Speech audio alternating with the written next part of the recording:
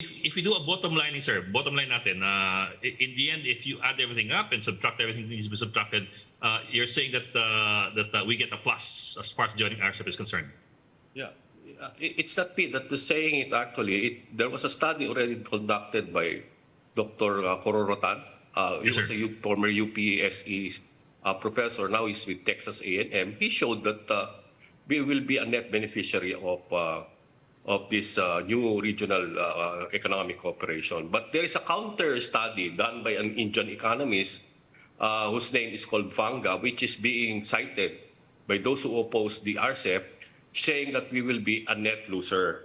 The problem is the methodology that they use. Mas comprehensive ang methodology that was used by Dr. Kororotan, which is also being used by the Asian Development Bank, which we call technically computable general equilibrium model. It talks about the entire economy, poverty, incidence, welfare, etc. Ang tinig lang ng ni Dr. Banga of India, which he did for UNCTAD, is just look at the impact of the tariff reduction.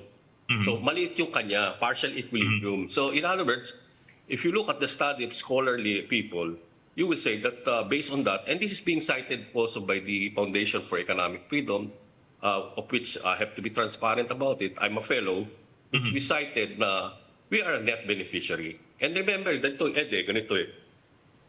Agriculture is less than 10% of our gross domestic product. 90% of that are services and industry. Yes, sir. So if we don't join that, the 90% of our economy will be threatened.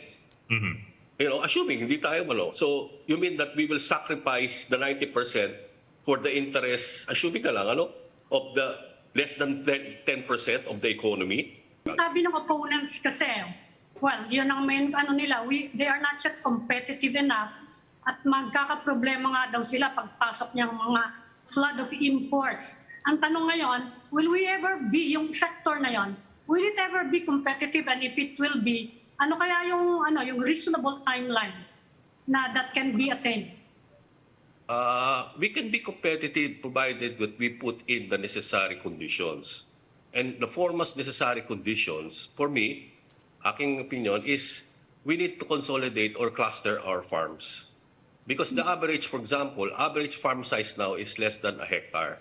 For corn, it's about 0.54 a hectare. So how can you be competitive? How can you put in the technology if that's the size of farm? Which goes down to the problem of agrarian reform. We need to rethink that as a policy instrument.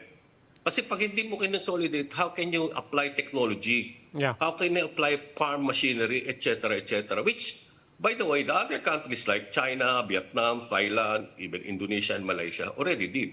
Tayo hindi. Kasi mahal na mahal natin yung agrarian reform program. Because if you go against the agrarian reform program, you will be accused of being anti-farmer.